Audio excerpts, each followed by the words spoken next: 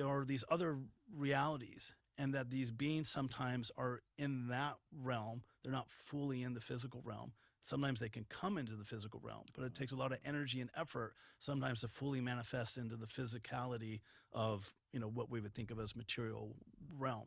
And so sometimes it's easier or better for them to stay in this energetic state and bring us into that energetic state, through our subtle bodies. And so I think, and this is part of what makes talking about and understanding what's happening so confusing, because we have this very strong view of a physical world, and that's the only world there is. Yeah. I think part of what's helpful when you start realizing this kind of larger esoteric cosmology, where these other realms and dimensions are around and available, and how they operate and how beings in them use them, and how those realms interface with this realm. I think you're right that a lot of experiences are occurring in the subtle realms, or in this liminal space, this imaginal realm.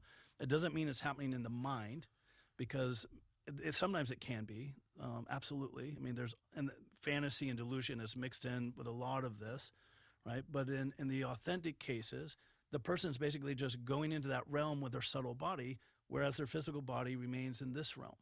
And then they're in that body and walking around, interacting with these beings. And that sometimes the implants are even energetic implants into that subtle body. So they're not even like physical in the way that we would think of physicality.